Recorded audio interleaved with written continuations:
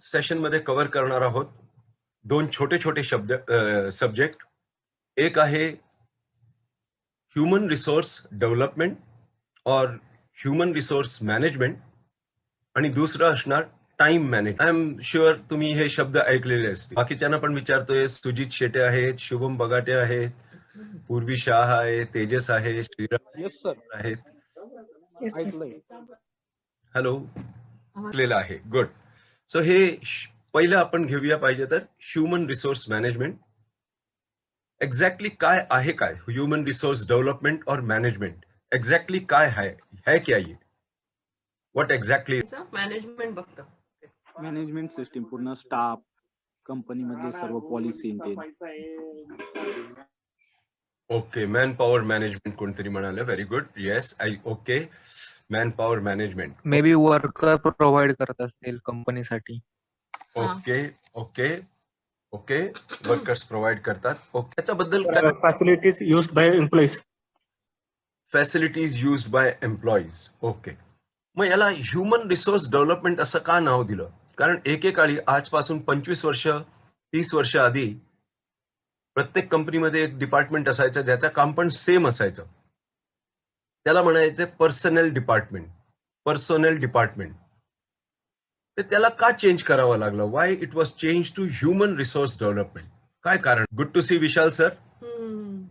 मुलांना बघायला मजा हा येते. ते पाठी मुलं बसलेली असले की आमच्या अंगात थोडासा क्लासरूम मध्ये आहोत असं वाटतं. गुड इव्हनिंग बच्चे लोक. तर का पर्सनल डिपार्टमेंट वर ना जसं कोणतरी सांगितलं की स्टाफ प्रोव्हाइड करणे. सो पर्सनल प्रोव्हाइड करणं होतं. तर त्याला ह्यूमन रिसोर्स डेव्हलपमेंट आणि ह्यूमन रिसोर्स मॅनेजमेंट असं नाव का दिलं? What must have been the thought behind this? Maybe माणसांमुळे कंपनी चालते, माणसं काम करतात तिथे म्हणून दिलं असेल तसं नाव. Okay very good Shweta. Yes very good. खूप छान स्टेटमेंट आहे. खूप छान स्टेटमेंट आहे. माणसांमुळे काम चालतं, कंपनी चालते. Very good. स्टाफच्या गरजा पूर्ण करतात सर. त्यामुळे सॉरी स्टाफच्या गरजा पूर्ण. स्टाफच्या गरजा पूर्ण. ओके स्टाफच्या गरजा. ओके स्टाफच्या गरजा पूर्ण करणे. Okay very good. ते पण बरोबर आहे. अजून काय? एनिवे हे दोन्ही स्टेटमेंट बरोबर आहे. कुठेतरी या दोघांचाच आपल्या कंट्रीमध्ये जेव्हा हे मल्टीनॅशनल कंपनीज नव्हते, मोस्ट ऑफ द कंपनीज जे होते इंडियन कंपनीज असायचे आणि इंडियन कंपनीज मध्ये त्यावेळेला एक सिस्टम होती. कुठेतरी लोक म्हणायचे एक्सप्लॉयटेशन व्हायचं. त्या एक्सप्लॉयटेशनमुळे युनियन्स फॉर्म व्हायचे, युनियन ऍक्टिव्हिटी व्हायची, कितीतरी कंपन्या बंद पडायच्या. मग त्याला हँडल कसं करायचं? मग त्याच्यावरनं ग्रॅज्युअली लोकांना लक्षात आलं की बाबा मोस्ट इम्पॉर्टंट रिसोर्स आहे ते मशीन तर आहे, पैसे आहेत, प्लेस आहे, रॉ मटेरियल आहे, पण त्यांच्यावर काम करणारी जी माणसं आहेत they are the most important resource. त्यांना त्यांची पण आपल्याला काळजी घ्यायला पाहिजे. That's out. फर्स्ट टाइम एक मध्य प्रदेशचे एक सॉलिड काँग्रेसचे नेता होते अर्जुन सिंग म्हणून. त्यांना ह्यूमन रिसोर्स डेव्हलपमेंटचा मिनिस्टर बनवलं गेलं. एक डिपार्टमेंट क्रिएट केलं गेलं आणि तेव्हापासून ह्यूमन रिसोर्स म्हणजे प्रत्येक कंपनीमध्ये व्यवस्थित माणसं असली की कंपनी व्यवस्थित चालते. असं कोणालाही ठेवून कंपनी चालत नाही, जी एकेकाळची पद्धत होती कि तुमच्या ओळखीचे आहे कोणतरी, चला त्याला ठेवून घेऊया कारण ये आदमी 20 साल से मेरे कंपनी में काम कर रहा है, चलो इसको बेटे को रख लो. पर वो टाइम पास हो गया. आज सब कंपनियां प्रोफेशनल होती जा रही हैं. हर कंपनी का कंपटीशन बढ़ गया है और उस कंपटीशन में खड़ा रहना है. सो आपके पास ऐसे आदमी होने चाहिए जो आपकी कंपनी को बढ़ाने में कंटिन्यूसली आपके साथ है और आपको हात बढ़ा रहे. आता अशी माणसं कुठे मिळणार? सो काही लोकांमध्ये ते पोटेन्शियल असतो. So human resource development is all about developing the humans, those who are involved with our company, making them resourceful so that the company grows better. त्यांच्यासाठी काय त्यांचं स्ट्रॉंग पॉइंट्स आहेत, त्या स्ट्रॉंग पॉइंट्सचा उपयोग कसा करायचा, त्या स्टाफचे वीक पॉइंट्स काय आहेत, त्या वीक पॉइंट्सवर काही करता येतं का, काय त्यांना ट्रेनिंग देता येतं, त्यांची स्ट्रॉंग एरिया काय आहे, why not put them into their strong area. त्यांना कोणाकडनं त्यांची इनसेक्युरिटी आहे त्या इनसेक्युरिटीवर काम करणे. सो ह्युमन रिसोर्स डेव्हलपमेंटचं काम हेच असतं की कॉन्स्टंटली कंपनीमध्ये लक्ष ठेवणे, प्रत्येक डिपार्टमेंटला असेस करत राहणे, so that each department is in line with companies growth policy. एकही डिपार्टमेंट खाली खचला, चेन तुटते. सो ह्युमन रिसोर्स डेव्हलपमेंटचं काम तेच असतं की कंपनीला एका पर्टिक्युलरला लेवलला वाढवत जायचं, त्याचे बेंचमार्क वाढवत गेले. एकेकाळी तुम्हाला सहजपणे MBAs दिसायचे का? ग्रॅज्युएट म्हटलं की खूप मोठी गोष्ट असायची. पोस्ट ग्रॅज्युएट म्हटलं की बाप रे बाप. आणि तेच CA आणि हे म्हटलं की MBA नाव खूप कमी ऐकायला मिळायचं. याच ह्युमन रिसोर्स डेव्हलपमेंटमुळे मॅनेजमेंट इन्स्टिट्यूट्स आले, कस्टमर रिलेशनशिप मॅनेजमेंट शिकवलं गेलं, त्यात ह्युमन रिसोर्स मॅनेजमेंट शिकवलं गेलं आणि तेच MBA या कंपनीत येऊन या कंपनीनं हे करायला लागले. आणि प्रत्येक कंपनी आज मॅक्झिमम इंडियामध्ये मल्टीनॅशनल कंपनीज आहेत and they require maximum MBAs.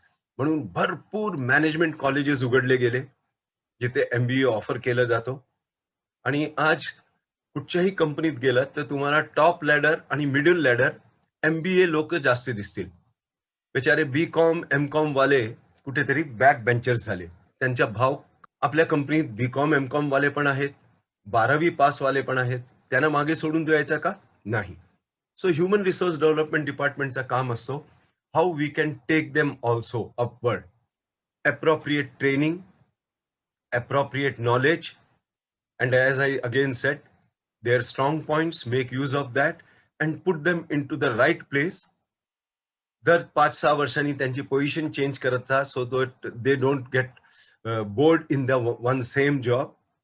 त्याप्रमाणे त्यांची ग्रोथ, सो ते ऑलराऊंडर तयार. So that is what is human resource management or development.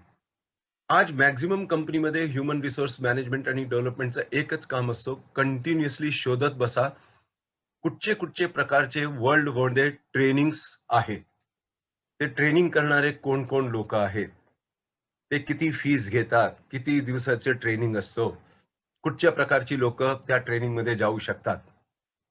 HR department continuously हा डाटाबेस तयार करत असतो. ते स्वतः जाऊन पहिले ट्रेनिंग अटेंड करत असतात just to get a feel. So त्यांचं पण नॉलेज वाढतं, कारण कंपनी खर्च करते जेव्हा ते एक ट्रेनिंग अटेंड करतात.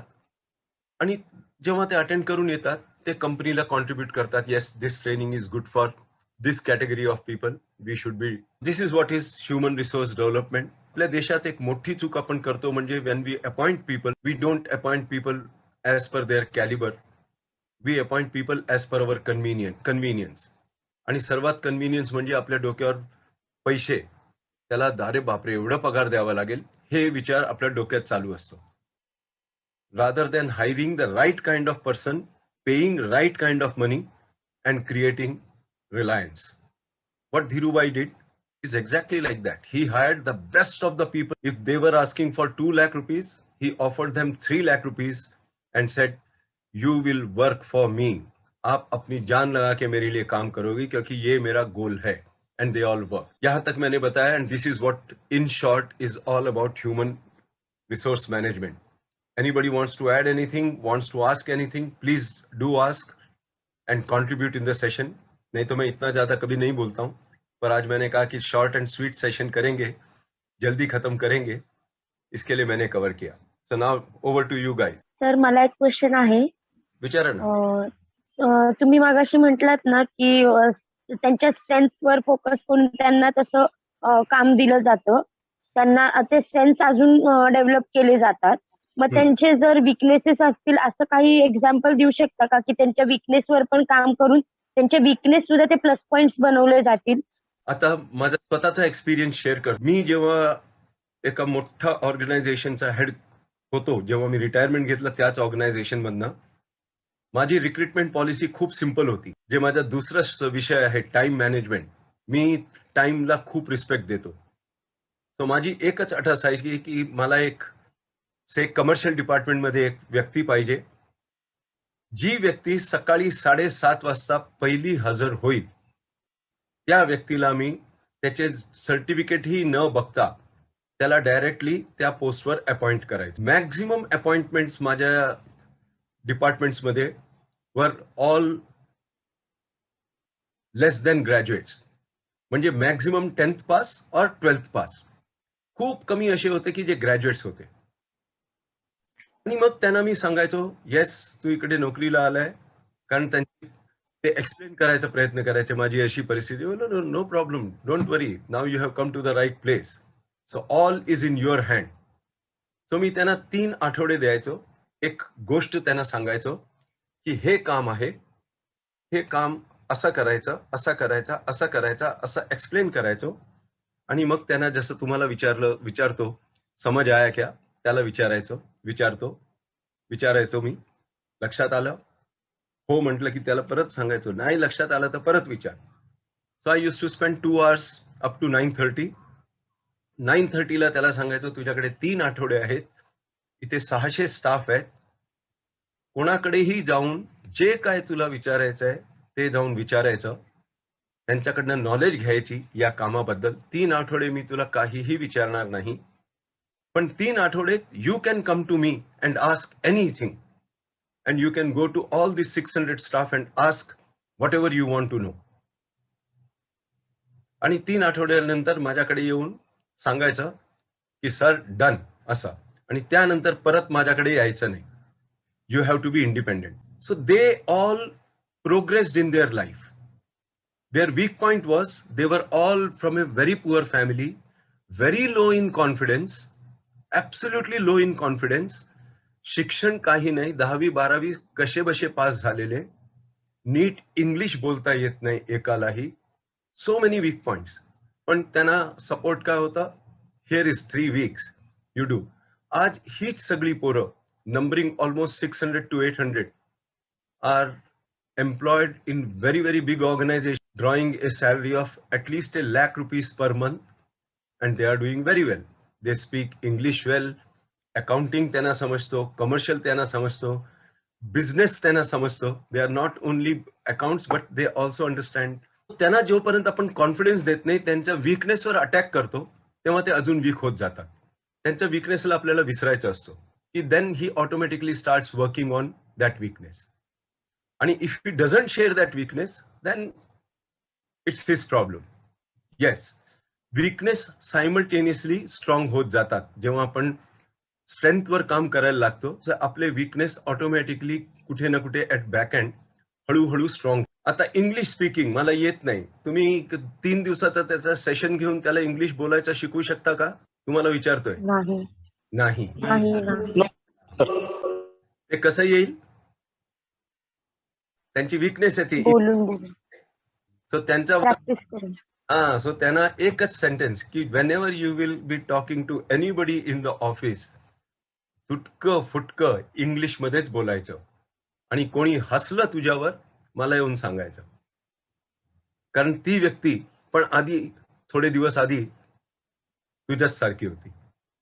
So it worked. So everyone speaks English well. They write emails very well. They write letters very well. So that's how you develop your weakness. परवा जेव्हा मी FDP करत होतो, one of my employee, Sitaram Mondkar म्हणून, त्याला खूप interest होता हे join करायचा, आणि त्यांनी जॉईन केलेला. लकीली मी त्याचं नाव बघितलं. जेव्हा तो आला असा उभा, सर मला जॉब पाहिजे, कसंही मी 12वी प्यूनचं पण काम करेन. मी म्हटलं प्यून मध्ये किती वेळ पुढे जाणार तू. And today he is a MIS head of a company called Viacom 18, the guy who had come to work as a peon. तेजस्विनीच्या घरी जी लेडी चपाती बनवायची, म्हणजे त्यांच्या आईच्या घरी, त्याचा मुलगा माझ्याकडे आलेला प्यूनच्या नोकरीसाठी. He became a commercial director again in A multinational company, colours. Commercial director. This is called human resource development. आपण जर त्यांना त्याप्रमाणे ट्रीट केला, they will remain through out in their life like that. Any questions on human resource? Sir तुम्ही म्हटलात की मगाशी पूर्वी ते युनियन्स वगैरे फॉर्म व्हायचे, मग काय स्ट्राईक वर वगैरे जायचे, मग हो. आज पण ते होतं का? आता खूप कमी झालंय. आता झालंय, कारण काय झालंय की आता मोठे जे कंपनीज आहेत ना, बिग कंपनीज, सगळ्यांनी स्वतःचे डेझिग्नेशन बघा. आज तुम्हाला क्लार्क नाव ऐकायला कुठेही मिळत, समजलं. म्हणजे आमच्या वेळेला ज्याला आपण प्यून म्हणायचो, त्याचा डेझिग्नेशन मल्टीनॅशनल कंपनीमध्ये असतो लॉजिस्टिक मॅनेजर. काय डेझिग्नेशन असतं? Logistic manager.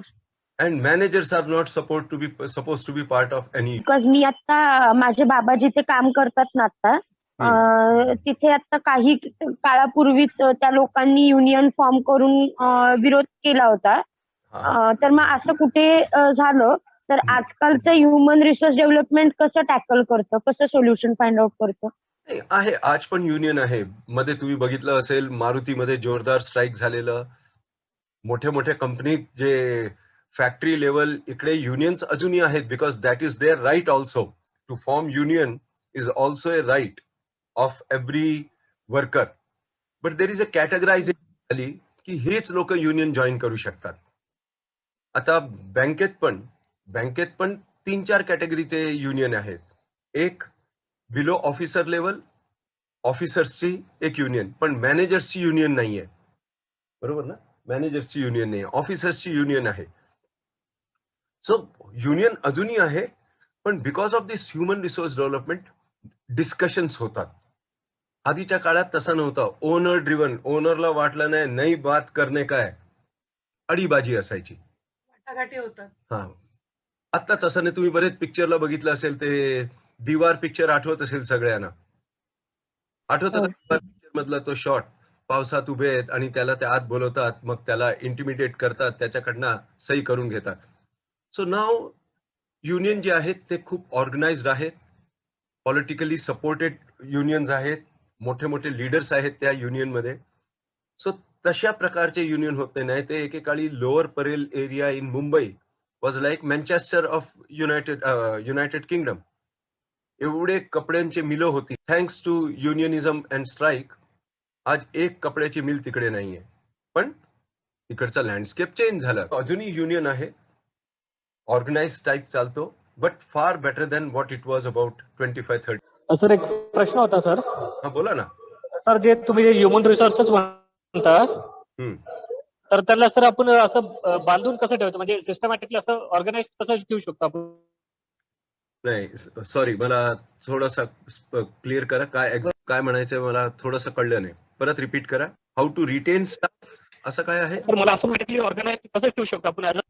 माझ्या बाबांचं आधीचं जे कंपनी होतं त्याच्यामध्ये ते HR डिपार्टमेंट एव्हरी मंथ असं काय काय इव्हेंट्स ऑर्गनाइज करायचे, म्हणजे लोअर लेवल टू सगळे हाय क्लास एम्प्लॉईज, म्हणजे क्रिकेट टुर्नामेंट किंवा असले काय काय इंडोर आउटडोर गेम्स. ते कशासाठी, काय त्याचं हे मोटो असायचा? आता क्रिकेटची टुर्नामेंट, क्रिकेटच्या टीम मध्ये किती मेंबर्स असतात एका टीम मध्ये? 11. एक विचार करा, एक कंपनी आहे ज्याच्यात 600 स्टाफ आहेत. प्रत्येक स्टाफला जवळ आणायचं कसं? How to create bonding. So चला, त्यांना सांगायचं की क्रिकेट हे करा, प्रोडक्शन डिपार्टमेंट तुमची एक टीम बनवा, ऍडमिनिस्ट्रेशन तुमची बनवा, अकाउंट्स तुमची बनवा, सेल्स तुमची बनवा, जेवढे डिपार्टमेंट्स आहेत त्या लोकांनी प्रत्येकाने स्वतःची टीम, मग काही लोकांचे ब्रँचेस असायचे, ब्रँचेसची टीम. सो एक एटमॉस्फियर क्रिएट करायचे की जिकडे एकमेकाशी ओळख होते की हा मैं भी इस कंपनी में हूं, मैं भी, बॉन्डिंग तयार होतो. त्या बॉन्डिंगसाठी आणि या गेम खेळताना what is team building, how to contribute as a member of the team, individual strength vis a vis team strength. आपण म्हणतो ना यूनियनी स्ट्रेंथ. एक काम मैं अकेला भी कर सकता हूं, पर मेरे साथ 10 लोग और मिल जाए, the multiplier will be 100 times, it will not be 10 times. ते कसं? So these are activities conducted by human resource development just to understand human nature. Team खेळते आणि एक प्लेयर इन्व्हॉल्व्ह होत नाहीये, त्या ह्युमन रिसोर्स डेव्हलपमेंटचं लक्ष आहे. मग त्याला बोलवलं जातं, विचारलं जातं की बाबा क्यों तेरा उतना इन्वॉल्वमेंट नहीं था, क्यों ऐसा क्यों था, जबकि बाकी सब लोग ये कर रहे थे, तेरे में एंथुजियाज्म मिसिंग था. मैं तो शेयर करता हूँ, क्या है मेरे घर में ये हो गया, वो हो गया, वो हो गया. So that's how they take care of that.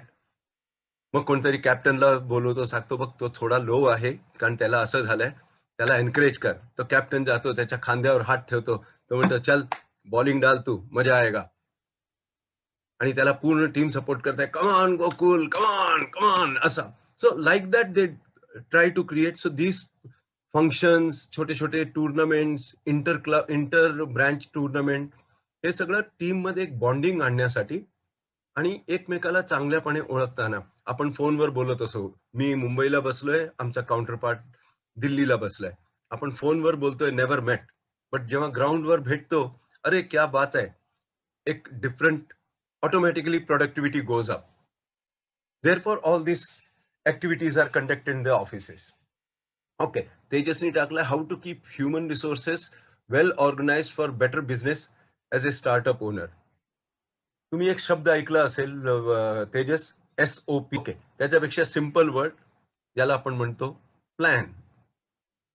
जर तुमच्याकडे प्लॅन व्यवस्थित असेल आणि त्याचे सब प्लॅन नीट बनवलेले असतील, and if you share those plan with respective human resources involved in your startup, they all will be, they will be working as a well-oiled machine. जर त्यांच्याशी नीट शेअर नाही केलं, अरे हे बघ तू ते करून टाक बघूया, अरे हे तू ते करून टाक, rather than that, a plan to each person saying ki this is how we are going to do this startup, these are the timelines, these are the steps involved, these can be the bottlenecks we will face, these are the risk, these are the mitigation. So आपल्याला step by step जायचं आहे, एकमेकाशी communicate करत. So it will be a very organised way of starting a startup. आपल्या इथे communication एक मोठा problem आहे, आपण कम्युनिकेट करत नाही आणि त्यामुळे येस सर. गडबड. So communication is the key to any organisation which functions very organised. Thank you sir. Okay, thank you Tejas.